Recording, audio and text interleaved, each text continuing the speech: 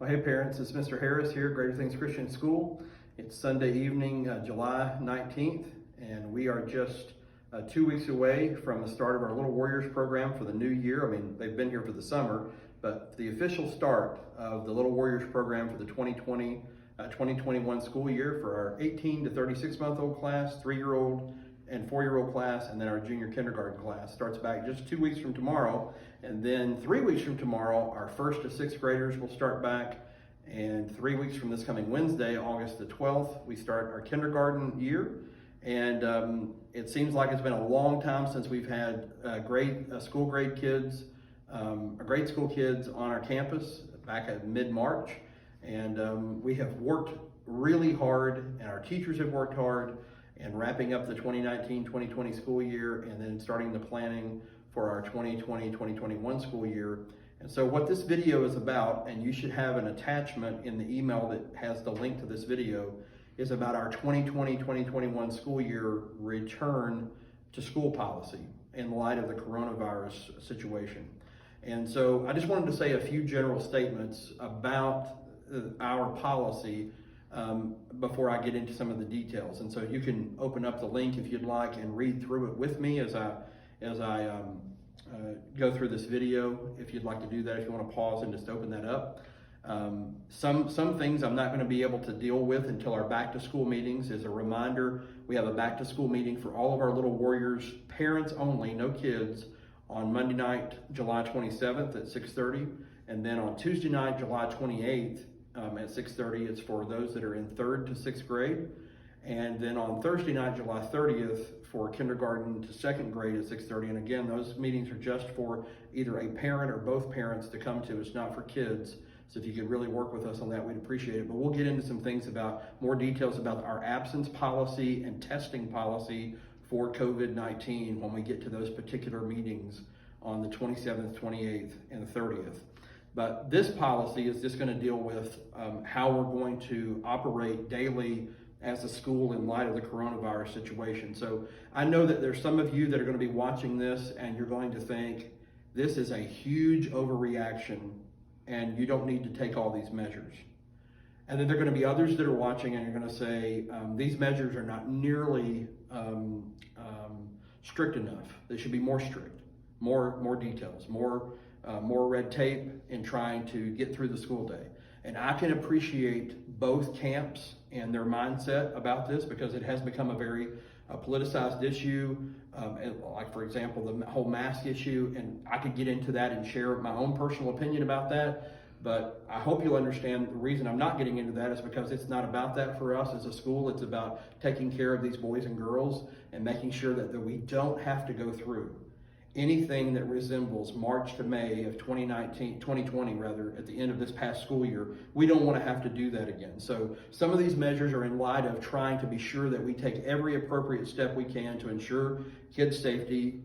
I mean, there's so much that I can do, and then there's a limit. I mean, because I can't control where kids go after they leave here every evening and who they're exposed to and what they do on the weekends and during breaks. I can't do that. So, unless we had to move in here, no, we can't do that. Unless we had to move in here, we can't control it completely. And you understand that's the same thing with you when you leave to go out of your home, to go into public or to go to work or anything like that. So just a few things. And this is number one. I hope you'll understand my mindset on that and why I'm saying those things. We're just trying to be sure to take every step we can to take care of your kids and to make it as safe as possible. So I hope you understand that. Okay, so here's the first one. No water fountain access. A water fountain will not be open. Kids are welcome to bring their water bottle. We will have bottles of cold water here every day for students to use. They can drink from the water bottle itself, or they can pour the water into their own water bottle or their own bottle and use that for water throughout the day. Our sanitizing equipment, we've gotten some disinfectant that Cintas suggests other schools are using to spray down each classroom at the end of the day and in our hallways and in the gym. It dries in a matter of minutes, but it's been effective in killing viruses, and the coronavirus, it's going to help us with that. We'll be doing that every day after school for all the school. We're using our microfiber wipes along with disinfectant to wipe down tables and countertops and door handles and any place that a child touches or a teacher touches throughout the day. We're going to be going behind kids, and I'll tell you more about that in just a moment, to make sure that things are sanitized and as clean as possible.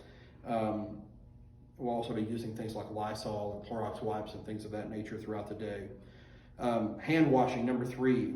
We've got touch-free soap and paper towel dispensers that have been put in that kids will be able to use.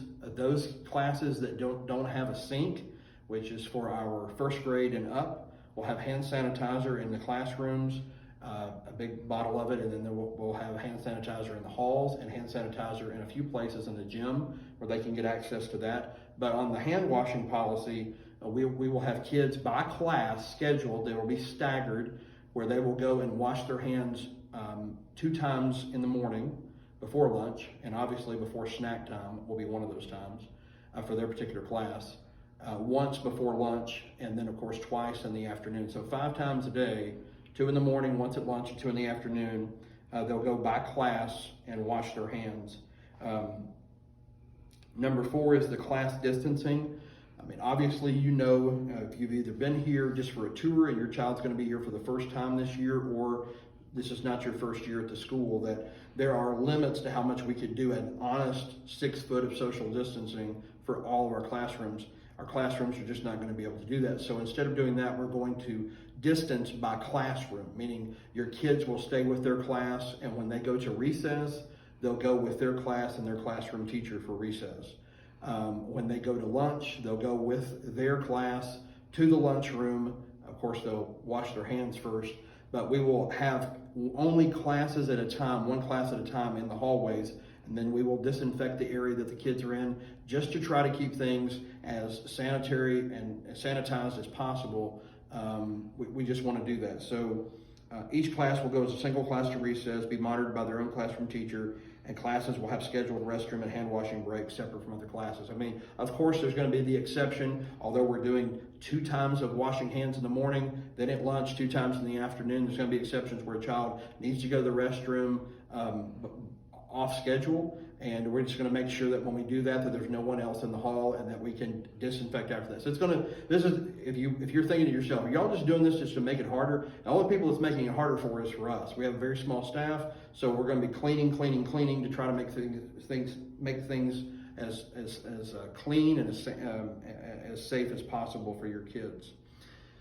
Number 5 is about lunch and snacks. We strongly suggest that as parents, when you send the lunch, I mean, for those of you that are in the Little Warriors program, the breakfast and lunch is provided and snacks are provided. But for those of you that are in kindergarten and up and you bring your lunch Monday, Tuesday, and Wednesday, to try to send things that are easy for kids to open on their own.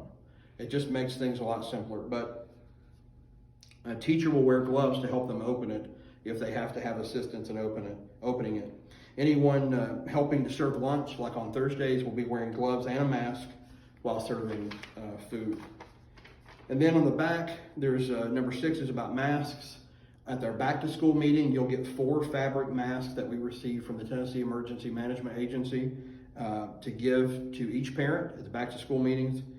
It's the parent's choice to decide whether or not their child wears a mask while at school. It's also the parent's responsibility to make sure that it's labeled correctly so that they keep up with their mask, and that it's washed and taken care of. You're getting 4, so that's 1 for each day of the week. So your child is welcome to wear a mask in class, but they are not required to wear a mask in class.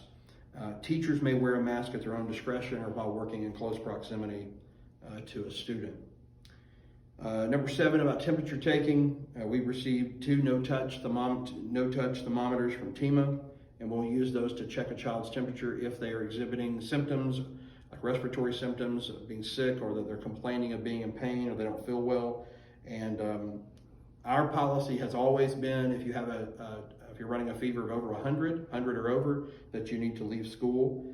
And if a child is exhibiting symptoms or complaining of being in pain, we're going to isolate them as quickly as possible and get them to their parents, get them to come and pick them up, and get the kids that are in that classroom out of the classroom while we clean the classroom, and then put them back in the classroom so they can get back to the day as quickly as possible, and then clean the area that they were hanging out in while we were cleaning the area that they were in, if you understand about that.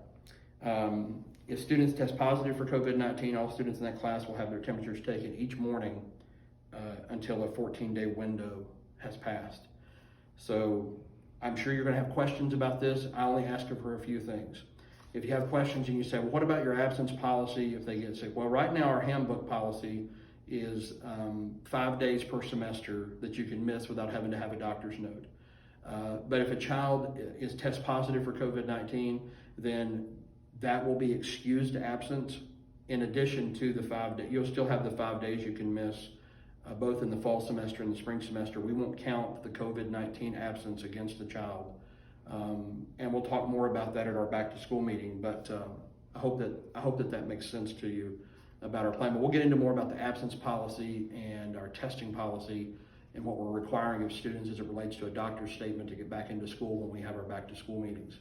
Last thing I'd like to just say to you is, if you remember at the start of the 2019 school year, when we started doing enrollment for the 2019-2020 school year, we started saying that for kindergarten and up that we would provide school supplies for all the kids. And we were able to do that last year, and we're planning to do that this year. But what makes it a little bit more difficult this year is that we're not able to share supplies this year. So that means that each child will have to have their own supplies packed in the classroom because they don't need to be sharing it with other kids. And so if you would like to donate, we sent out a list a couple of weeks ago, and I'll send it out again tomorrow in a separate email and dojo message. You can donate the supplies yourself, or you could say, hey, I just want to give you an Amazon card or a Walmart card or just COB, cash on the barrel. That'll be fine too. We'll use that to help buy the supplies. That'll be fine. And we would appreciate your help. And one of the things that we could add to that supply list is, of course, having to provide water bottles every day. If you'd like to buy big cases of water, like from Costco or somewhere like that, that'd be a huge help to us. Now, one thing I did not mention I want to add to is about before and after care. Before and after care, obviously, one of the difficulties about that is that kids are going to be coming in the morning and they're not going to be with their class. So that social distancing of keeping everyone together by class, we can't do that in the mornings because they're going to be mixed. So our job for those kids that are above the 18 to 36 month old class, because they'll be coming in their own individual classroom for before care. The older kids, we're going to keep as much as we can 6 feet of social distancing from each other during before care and during after care.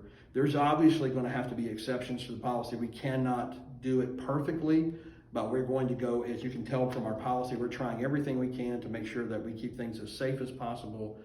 We appreciate your prayers. Our teachers for Little Warriors have in-service next Monday, July 27th, and then our grade school teachers come back on the 28th and 29th and 30th for in-service, and then we're ready to get going again. So I hope that you understand where I'm coming from with these policies. I welcome your questions. All I ask is, if you have a series of questions, to send them to me all at once and allow me to give you an answer. If you think that your question can wait till the back to school meeting, that'd be great as well. But we really covet your prayers and look forward to having your kids back on campus here just in a couple, 3 weeks as we get ready to kick off the 2020-2021 school year. God bless you guys.